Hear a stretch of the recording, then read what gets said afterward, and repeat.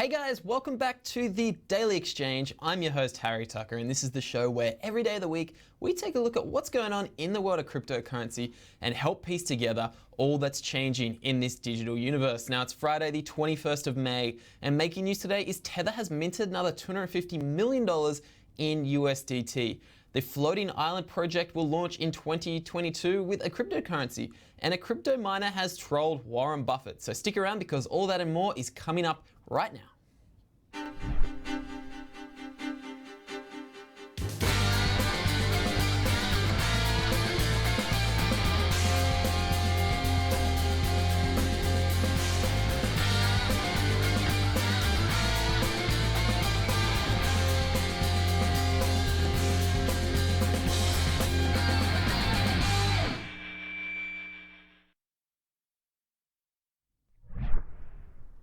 Cointelegraph is reporting that the controversial stablecoin Tether has generated another $250 million worth of new USDT. Over the weekend, Tether claims its USDT coins are backed at 1-to-1 ratio by US dollars. Now, the company has been criticized for its lack of transparency after it broke ties with auditing firm Friedman LLP before an official audit could be conducted. With a near monopoly on stablecoins, the total supply of Tether tokens has now risen to $2.5 billion. And some critics find it very hard to believe that all of those tokens are backed by actual US dollars. One such critic is anonymous blogger Bitfinex, who has pointed out the correlation of Tether coin generation with price increases of mainstream cryptocurrencies, such as Bitcoin and Ethereum. Now, there are reports that the floating island project will launch in 2022 with a cryptocurrency. Now, it was reportedly operated outside, the island will be launched in the Pacific Ocean and will be reportedly operated outside of government regulations using its own Vayron cryptocurrency. The plans will see the sea-bound city-state with 300 homes as well as a handful of hotels, restaurants, offices, and more built in the Pacific Ocean off the island of Tahiti. Now, the island has been bankrolled by PayPal founder Peter Thiel, and the $50 million project is a pilot partnership with the government of Polynesia and is championed by a movement of academics, philanthropists, and investors. In a new interview, Natalia Meza-Garcia, a political scientist and researcher for the Floating Island Group, says the island's residents will be free of fluctuating geopolitical influences and trade issues, and claim the nation could one day house refugees displaced by climate change. No information has been released on the announced Vayron cryptocurrency at this point, other than the fact that it will likely be there. Now, this floating island project has been around for quite a while, and we referenced Silicon Valley a bit on this show, the TV show. And you should, if you want to have a good look at it, go back to season 1, and there's some pretty good references to Peter Thiel's island there. So it's just a little bit to look at. There have been reports now that Genesis has acquired New York's elusive BitLicense and has become one of just a few exchanges to do so. The controversial license is mandatory for exchanges that want to serve New York customers, but it's notoriously difficult to get, and many of the exchanges that have applied for one have simply given up and withdrawn from New York. That is to say, they ordered their New York-based customers to quit the platforms rather than bear the seemingly insurmountable costs associated with the license. To date, Coinbase, XRP LLC, which is a Ripple affiliate, and now Gemini are among just a small handful of exchanges to achieve the BitLicense, with Gemini being the 5th exchange overall to actually achieve it. In addition to Bitcoin, Gemini has also been approved for offerings of Ethereum, Ethereum Classic, Bitcoin Cash, Ripple, Litecoin, and Zcash. Genesis is also closely involved in informing Nasdaq's cybersecurity measures for its upcoming cryptocurrency release. And next, we have First Enterprise application is moving to the EOS blockchain. The major email provider has announced its transition to the blockchain space, making a notable change in the field of telecommunications and the ongoing innovations that the blockchain is bringing. The announcement by ZimbraX, an email platform servicing over 500 million users globally, has also added to the growing hype surrounding the Hong Kong-based EOS blockchain. The transition is likely to be felt immediately across certain sectors, none more so than the logistics or supply chain industry. Released in 2005, ZimbraX quickly made standalone messaging and email application providers like MSN Messenger and Microsoft's Outlook obsolete. Among ZimbraX's users are Amnesty International and the Jakarta International Container Terminal. Both of these clients use ZimbraX for communicating within and across various projects, coordinating supplies and distribution across various countries. And finally, billboards outside Warren Buffett's office have taunted the investor on Bitcoin. This is according to reports from Business Insider, which reports that cryptocurrency mining company Genesis has been the culprit behind the trolling signs against Warren Buffett near his Omaha office. At the Berkshire Hathaway annual shareholder meeting earlier this month, Buffett said Bitcoin was probably rat poison squared and urged his fellow investors to avoid the non-productive asset. He also admitted he made a mistake by not investing in tech giants in their early days and said, "I made the wrong decisions on Google and Amazon." The massive signs read, "Warren, you said you were wrong about Google and Amazon. Maybe you're wrong about Bitcoin." Many critics of his recent comments have been pointing out to the massive amounts of investment Buffett holds in traditional banking. Up next, we have a video with Gimmer co-founder and CEO Felipe Camini, who described what 3 things makes a trading platform valuable and why users should look into Gimmer to automate their cryptocurrency investment trading. Here it is. Why should people come in and buy your tokens and get involved with Gimmer? Yeah, so every product we use needs to tick some boxes in terms of the real value. How does it make me money? How can I save time? And how can I engage? If any product can offer one of those things, it already has a great value. And I'm happy to say that Gimmer does have all the values. You can make money, you can save money, because the bot can stop you losing money. You can save time, because the bot will be trading for you, and this means that I don't have to spend the whole day in front of a computer. And you can engage, you can get to talk to people, you can learn, you can share, you can learn together, you can be more educated by talking to people. So that's how you engage. And the more you engage on the platform, the more rewarded you'll be. Like a top master user will give you actual tokens or some sort of benefit that translates into the platform. So save time, save money, engage. That's all we can offer. Thank you. Once you've got the platform up and running, how scalable is your system? It's a decentralized application. This means that it runs on people's computer, so we don't rely on a central server. This means that the connection is directly from the person's IP computer to the exchange IP address. And it's actually fairly scalable. We don't need a central server. That's pretty much it, really. It's quite simple. And how are you funded at the moment? We are self-funded. Yeah, it's been really difficult, but at the same time, I think we are doing great. Being self-funded, mostly of the funds we have, I provided myself, but the team, the majority of the team as well, have contributed with their funds. It's not major, it's minimal, but this proves that everybody on the team truly believe on the product, that they are putting their lives on it as well. It's not just me being in the head of the company or the CTO. Everybody is together on this. Everyone is on the same page, even financially or work time. All of us are full-time. There's not even a single person is doing part-time, so you're all on it. We put the monies, some of us, the money of our lives to make this work, because we really believe that the product adds so much value that it's really worth a try, because there is a demand for it. So everyone is contributing. And are you going to have any kind of viability standard for which cryptocurrencies you allow into the system? In fact, you can have any cryptocurrencies. It depends on the exchange. The fact is, we never hold any money, any coins. The coins are always on the exchange.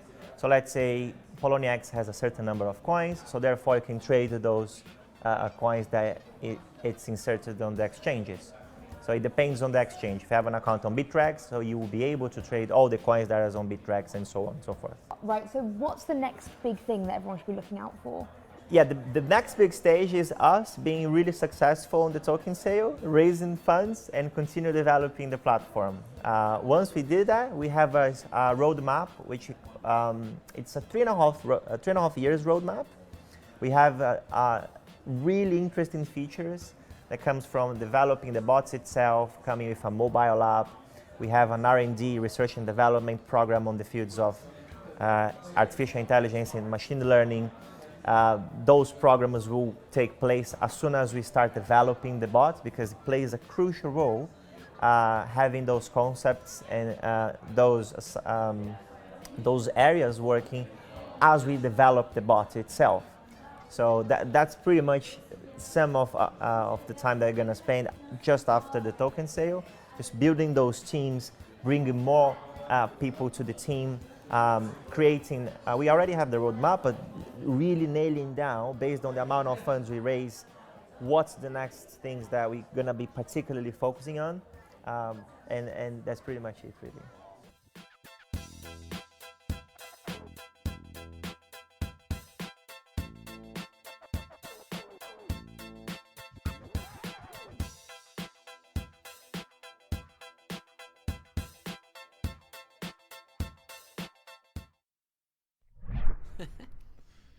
Joining us again today, we have James Edwards from Finder.com. How you doing, man? Hey, I'm going well, thank you. What's going on? What's going on in your world? Well, today, one of the things that I've noticed was the news about Tether releasing another $250 million worth. Yeah, so we just spoke about this before, and there was one of the things we talked about was the skeptics around, like Tether's meant to be like 1 for 1. You're 1 USDT for allegedly 1 USD. Yeah. So are they trying to say they have over $2 billion now just sitting in a bank? Yeah, supposedly this is it. I'm not sure what the total supply is. Is it? So I think it was like I think it's about over $2 billion. Wow, that's an enormous amount for a company that, you know, And- just kind of came out of nowhere. And doesn't want to audit it. Doesn't want to audit. So this is the thing. This is why everyone's so upset, is because last year, or early this year actually, they agreed to do an audit to try and, you know, quell these fears in the community. And within a couple of days, they dissolved their relationship with the auditing firm.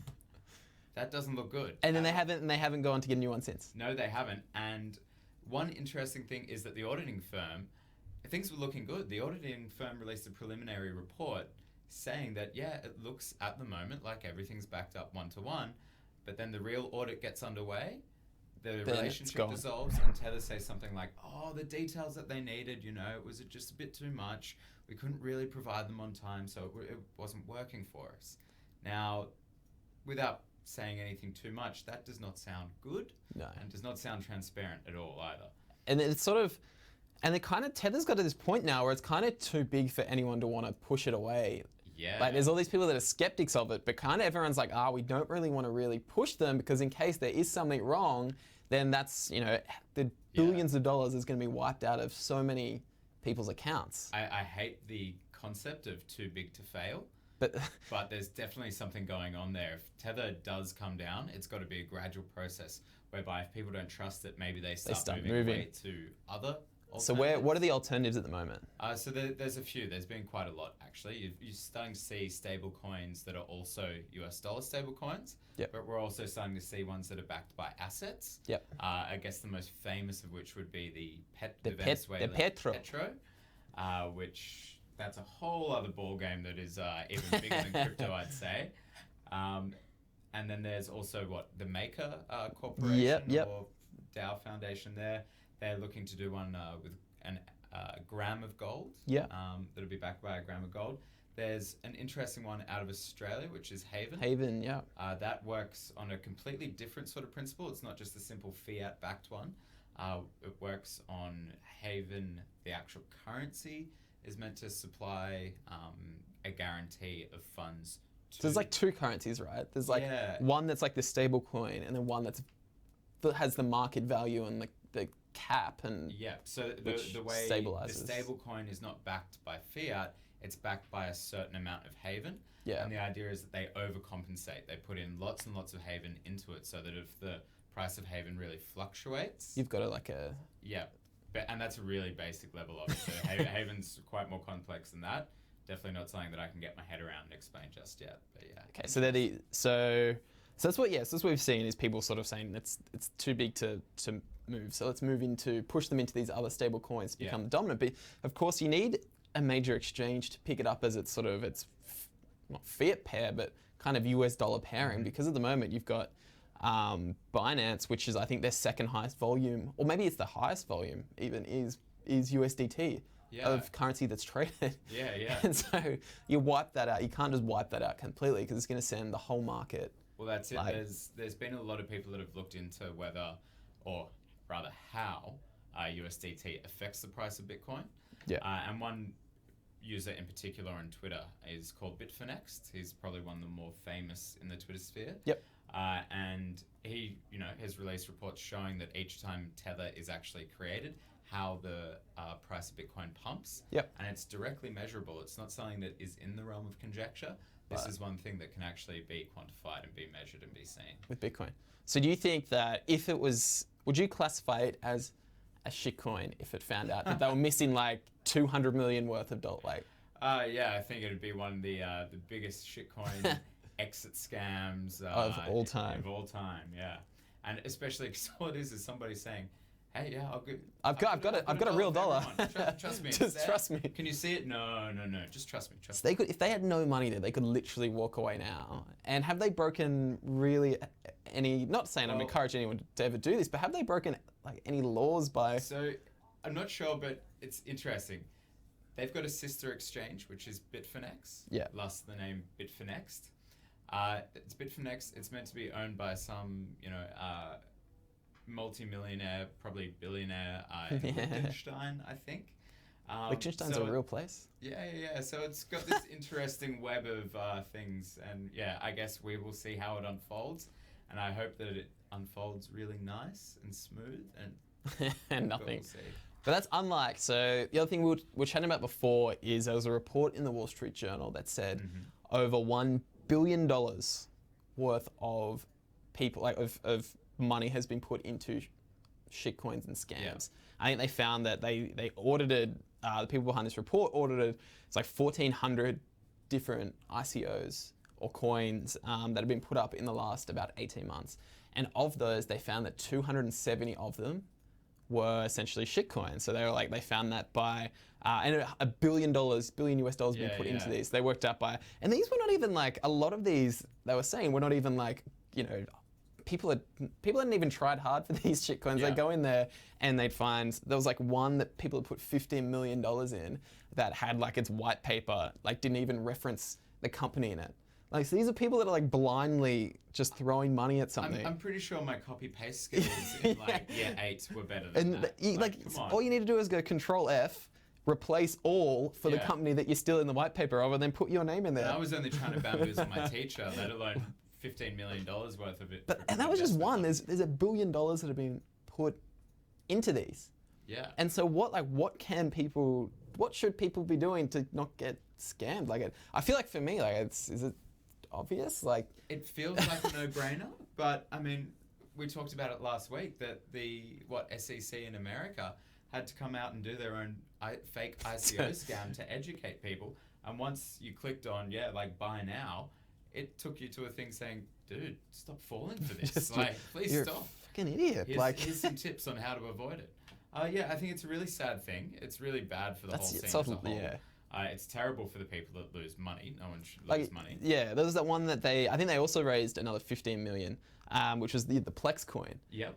And that was because basically they promised that you were going to see like 1,400% return in the first like month of like after the ICO, and like people are like, oh yeah, looks good. Yeah, looks that's good. selling magic Yeah. things, seriously. Like, But that's why the importance of like the Facebook ad ban and the Google and Twitter ad ban and stuff. So I remember like December last year, like every ad on my Facebook feed was some ICO promising me 1,000% in the next week. And what was the big Ponzi scheme that got BitConnect. BitConnect. Yeah, now that was just Ponzi 101. That was like, Which I wonder, like, Ponzi schemes, I know that they're a big thing back in the day when, like, we didn't really have, I guess, the internet to inform people as well. And, people were less savvy about how they approach the economy. you just saw like a flyer on the light pole. Yeah, or the door-to-door salesman, Yeah. who knows, and the whole thing of, like, having a downline. BitConnect is exactly that. It's a downline system. It's what pyramid schemes are. It is like the actual definition of one. And yet everyone was buying into it. And then the worst part was like there were all these people on Twitter, Reddit saying, yeah, I know it's like a pyramid scheme. But I'm not at the bottom. But I'm not at the bottom, so I want to be a part of it. And that's just awful. If you know it's a scam, You're like, don't participate. it's a scam. You're happy to take advantage of other people, as You're long as you're taking not the one advantage at the of someone bottom. else. It's completely unethical. And you're just adding to this pool of awful practices in a Awful people. burgeoning scene, economy, whatever it is. I mean, not everyone's in it for the tech. Some people are in it, yeah, for the money, and that's fine, but don't be one of the scummy people That sees, yeah. It's just, it's amazing those schemes. Like the other ones I just couldn't believe in that report are ones that people fell for, and they had, I think there've been a few stories on this. There was one particular one where it had like Ryan Gosling as a developer, and people were still like putting money behind this. That's like, right. This is the images they use. yeah, like the teams, like, and they didn't even have like, they didn't use his name or anything. It was like some other like random like Chechen? Look, Chechen, like some random Chechen name and some ICO, and it had Ryan Gosling's face as like one of the co-founders. Look, he's a good-looking guy. Ryan like Gosling, if you're watching this, feel free to get in contact. Like they didn't even try hard. They're like, they're like, oh, who's someone I can think of? Oh, Ryan Gosling. We'll take his picture. At the moment, if you can copy and paste a white paper, do you really need to be trying at this point? Like, it's like, really like bad state of affairs. Spend the $15 to like a stock image, like a stock image subscription. Just take one of them. But I don't know. Maybe you don't need to because people still throw money blindly on that. Speaking of other coins, Karma Seed from last week. Any more updates after the? Karma Seed, I think it's exciting. We were talking about this last week. It's something that and Jambo Coin. And Jambo Coin, yep. Did develop them. I'm going to say watch this space. I'm not going to give anything away. I've gone into lockdown mode. So you really have to pry if you want answers. But you're going to do something with it. Yeah, we're going to do something with it. We will actually develop an economy for this. I'll give you the really brief overview, is that it's to help stimulate participation in the green economy for people to engage with eco-friendly products and actually, you know, if they sign on with an electricity retailer, then go out and book an eco holiday, an eco loan, that sort of stuff. We want to really see that sort of stuff happen there. And, you know, Find is a big company. We have certain commitments that we need to make to environmental and social causes. I think this is a great way that we can do it. Cool, man. Keen to hear some more updates on it as you keep going. But that's it with James today. Thanks for coming on. Thank you again. Up next, we're going to chat the price of Bitcoin and where it's going to be headed this week.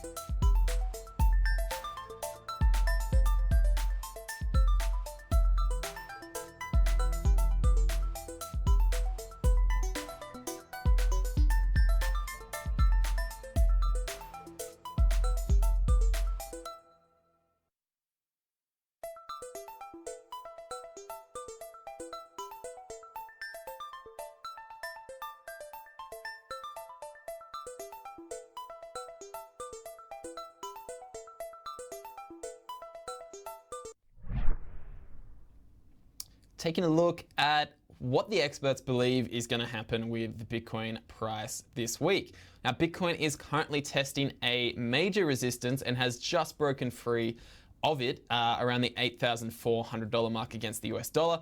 And Bitcoin USD could accelerate higher once there is a proper close above essentially where we are right now. If we look at the price barrier, in the past week, there were further downsides from well above 8.5 grand in Bitcoin price against the US dollar.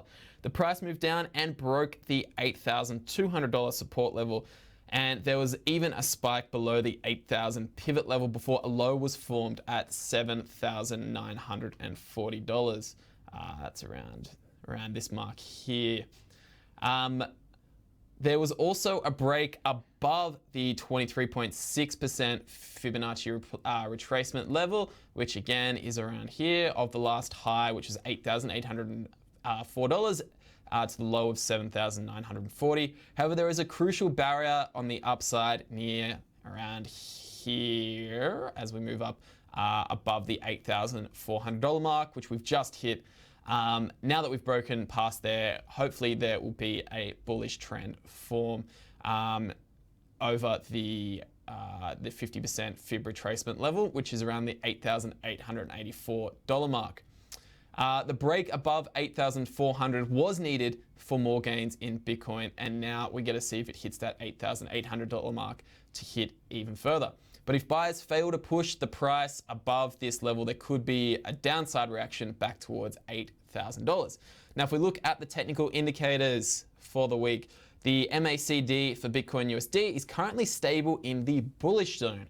The 4 hours relative strength index is currently just below the 50 level, major support level at $8,000, and our next major resistance level is at $8,800.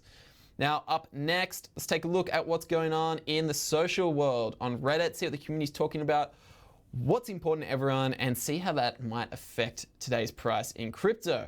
Now, on Reddit today, we've got, there's heaps of VE chain on Reddit. Like, the community's super behind VE chain. Like, every time we go on, I feel like there's a VE chain story.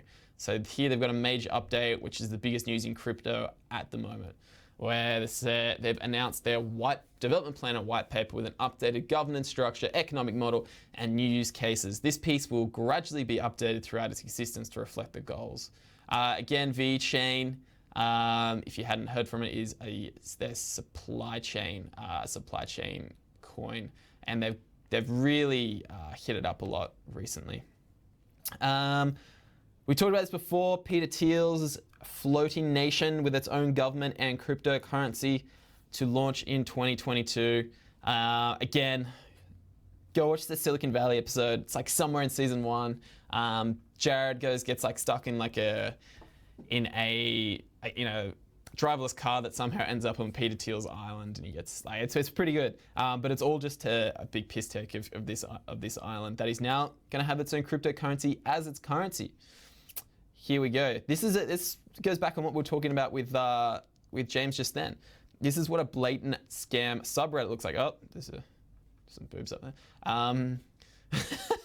there. Dating with Benefits project will be the most popular ICO this year. So like a lot of scammy posts like that. And of course that picture like just trying to sucker people in using the old sex sells.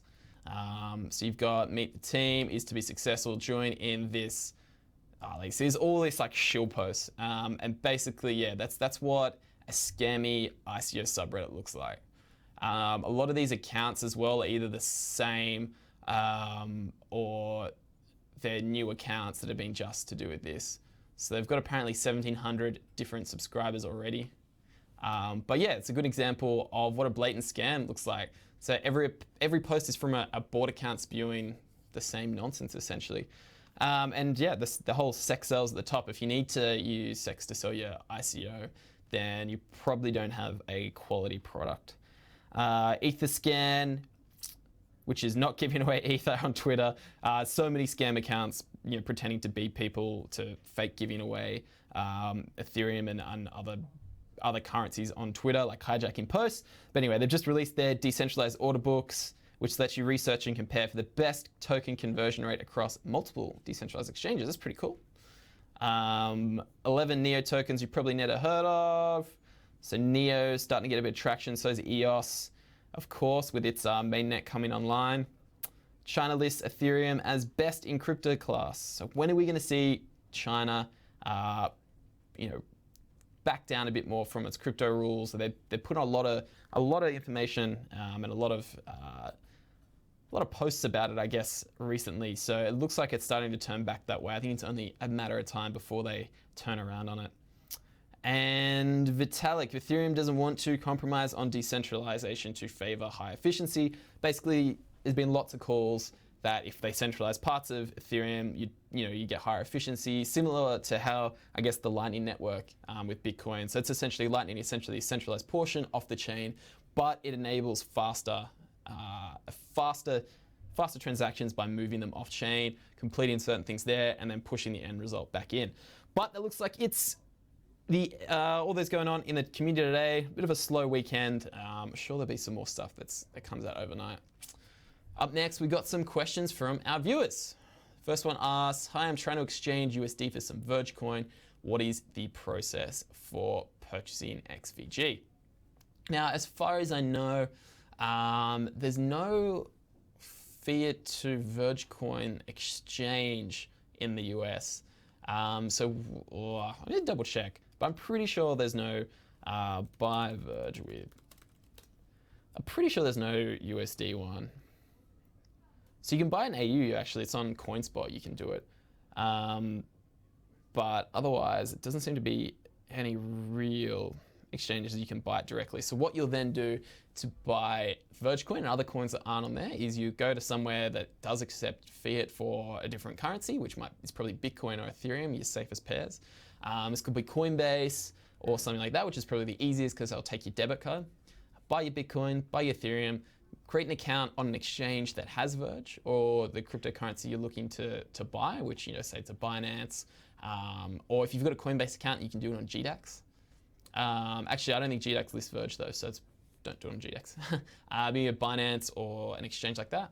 And then all it is a matter of going from your Coinbase wallet, withdrawing the funds through there to your Binance wallet address, which you can find in your wallets in your account settings on Binance, and then exchange that Bitcoin for some Verge on the open market on Binance. And then you've got your Verge.